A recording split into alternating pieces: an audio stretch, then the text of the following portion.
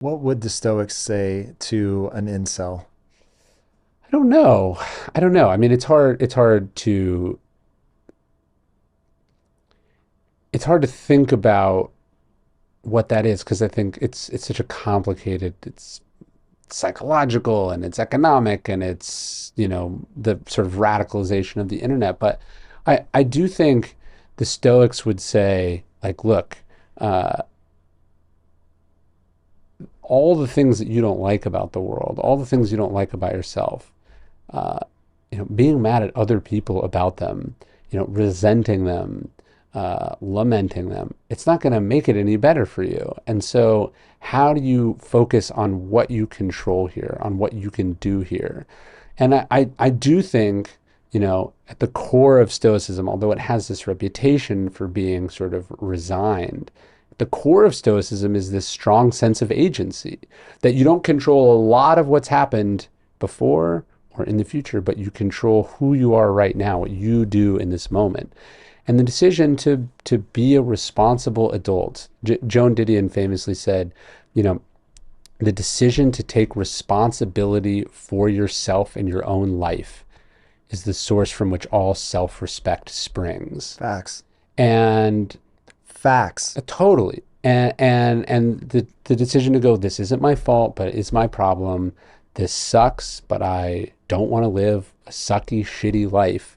So I'm going to do something about it. I'm not going to blame other people for the fact that I am undesired, that I am unhappy, that I am unsuccessful. I'm going to do something about that. That is the first choice. That is the number one thing that is up to Mm. you. Let's say you're Quasimodo. Yeah. I don't know the Hunchback. I actually don't know the story, so I don't know what the punchline in the Yeah. movie is. But because the black pill community, I've not engaged with much. I know very little about it. But when I think about these things, if I'm Quasimodo and like it really is out of the cards for me, like Yeah. I am broken in a way that nobody is ever going to find attractive. Um, I feel like, look, that's really brutal. And I would never want that to be true. But at some point, you either say, okay, that part of my life is dead, and I'm going to have to go find something somewhere else. Um, or it's going to drive you mad. Like, I couldn't let that become the core of my identity. There's no doubt that that would be a part of it. You can't get away from that. You don't want to pretend that it isn't what it is. But at the same time, like, when I think about, again, this all comes back to frame of reference for me. What do you believe is true about the world, and how ought the world be? Yeah.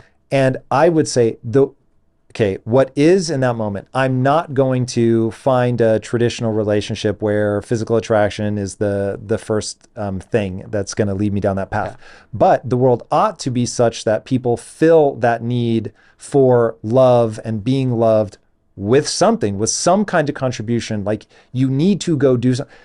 Dude, go work at an animal shelter. It's not romance, Yeah. but it is being loved, and it is companionship. Like, that's where my mind goes. Like, you have to find an outlet for that. Otherwise you end up in despair, man. Yeah. And when I think about people getting to the point where they believe they can never be happy again and suicide is the only option, it's like, whoa, whoa, whoa. Like, I'm not here to say that there aren't major problems, but I am here to say, knowing what I know about how the mind works, you still can point your mind at something that will give you that sense of fulfillment. That recipe that I was talking about, you can get to that point, but it does require you to force that North Star upon yourself. I mean, first off, I would say you're not Quasimodo. Like, you're almost certainly not, right? Like, so much of what I think people are down about themselves when you look at people who are in true despair, they've written themselves off.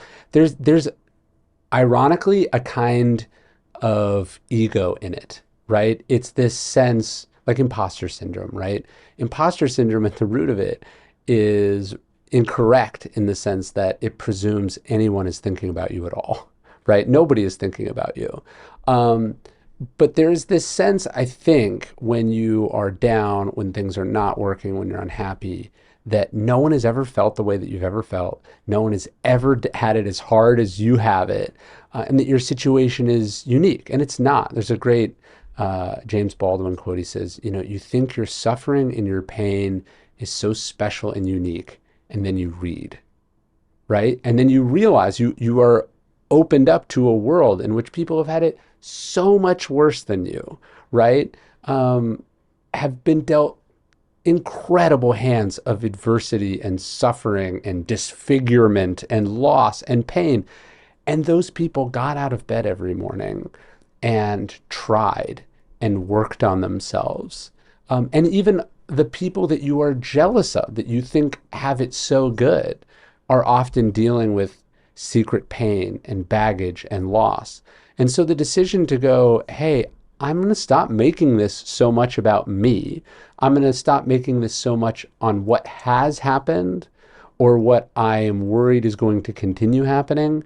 And I'm just going to focus on what I can do here. And I love your idea. You go work in an animal shelter, you get a job, you meet friends, like you stop trying to get this one thing so bad and you just focus on things that are much more attainable and easy. And you find in life that momentum is an incredible thing. And that oftentimes we despair of some destination, some far off change or transformation because we don't see how we're going to get there, when really we should be focused on like what the most immediate, attainable, realistic next thing is. You know, if you're 200 pounds overweight, imagining yourself, you know, ripped and yoked is probably inconceivable. But like you could lose 5 pounds, you could lose 10 pounds, or you could get up and go for a walk. Um, you know, you haven't been touched by a member of the opposite sex in however long. Well, you can still say hi to someone in line. You know what I mean? Like you have to start so much smaller than you think. And the Stoics talk about this. They talk about how like no one can stop you from doing that. They can stop you from some far off outcome, but they can't stop you from doing that immediate next right thing. And it accumulates. Zeno, who we can imagine Zeno, he loses everything, right? It seems utterly hopeless. The idea that he would become this world-changing, world-famous philosopher. In his own life, he's sought after by kings and, you know, rebuilds his life and his fortune and his relationships. That was inconceivable to him at that moment when he's penniless and broke. But he says later, he says, well-being is realized by small steps, but it is no small thing. And if we can understand that these small steps, these little things that everyone talks about, that are very well established, you know, just basic best practices of life, they add up in a big way and they create something that is big and transformative. What are the small steps of well-being? I just mean, you know, like some of them are cliches, but it's like, you know, wake up early, go to bed early, eat well, you know, like I try to do something hard every day, like physically hard every day. Um, Why?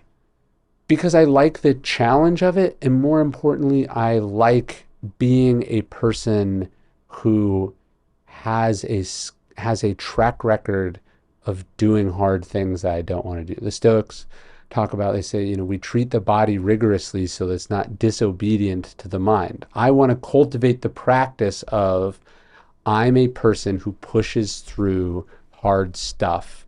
I'm a person who decides what I'm going to do and do it, right? And I wasn't always that way. No one is actually born that way. It's a culmination of doing it, of building the habit, building the practice, which becomes a ritual, which becomes an identity, which becomes a fact, right? Like those basic practices, like you could get it off any random Instagram account, any diet book, you know, any self-improvement. This is not rocket science, but it is hard work, and it's the work like of a lifetime. You know, waking up early 3 days in a row, that's not going to magically make you who you are, who you want to be. But the decision to wake up early, focus on what you eat, you know, to challenge yourself, to put yourself out there, to do the thing you're afraid to do. These are, you know, habits that compound, and they you know they shape you as you are shaping them.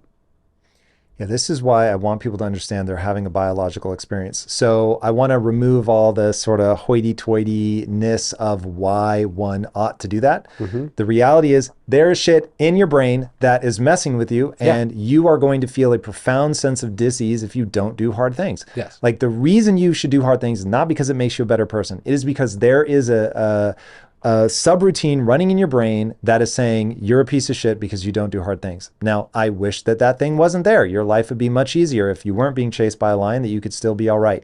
But the fact is that it will just niggle at you because that is what evolution has had to program into us to make sure that back when you were going to get potentially eaten by a saber-toothed tiger, that you still went out and braved it time and time again to move forward to make a better life. Dis-ease is a great word that you're using there. Ennui would be another one.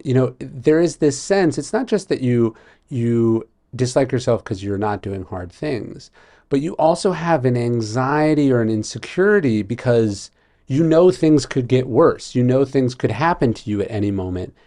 And because you haven't tested yourself, because you're not actually sure if you're strong, you're worried, right? You're worried about what tomorrow could bring. Seneca famously would practice poverty. He was very wealthy, born to a wealthy family, was successful, was powerful, and yet he would try to spend like one day a month. He would like wear his worst clothes. He would walk the streets. He would survive on bread and water.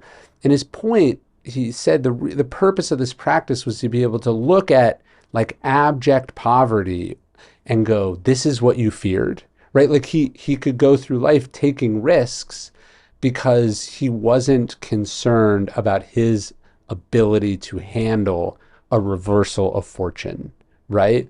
And so when you do hard things, whether it's running or getting up on stage or lifting heavy rocks, like whatever it is, what you're cultivating is the kind of resilience and a kind of confidence. Like I have a cold plunge, right? And there's supposedly a bunch of health benefits to having this thing, right? What temperature do you set yours at? 39. Oh, that's cold. It is cold. It is cold. We'll It's bump ours awful. down to like 50, 52, and that shit hurts. It's awful. At 52, it hurts. 39 is like a whole nother level of suffering. It is an unpleasant experience, right? But there's all You're sorts making of me feel like a wuss over here. there's all sorts of research that it helps your circulation and it helps your immune system and it helps your whatever, right? And you will feel different. And I trust, that the research is legitimate, but I actually don't give a shit, right? Like, Yeah, it's not the reason to do it. It could all be disproven tomorrow, and I would still do it. Facts. Because the benefit is the sliding in and the unpleasantness for the first minute or 2 minutes when you're like, this was a terrible mistake. This is deeply unpleasant. This is not natural. I shouldn't be doing this. And I go, no, I decide. I decided before I got in that I was going to do it and how long I was going to do it for. And that's what I'm cultivating. What do you do? Does your mind scramble when you hit the cold water? It does. I feel like a flurry. And then one of the exercises that I'm practicing is if I'm going to do it for 3 minutes, it's not 3 minutes of gritting my teeth and just enduring something unpleasant, but I also want 3 minutes of presence. So like, define that for me. like I have my, it's got a Meaning little arm. I'm hyper aware that I'm sitting in the cold, or are you trying to be like, cold is just a thing. I don't need to sort of be captured by it. Well, one of the core things I'm trying to do in that moment is not look at my phone, which is telling me how long I've been in it. Right. Right? Like I want to sit and just be for as long as I can, trying not to distract myself, trying not to count, and to just actually be. So I try to combine the cold or the plunge experience with a couple minutes of sort of present mindfulness. If you like that clip, check out another powerful clip right here, and I'll see you there.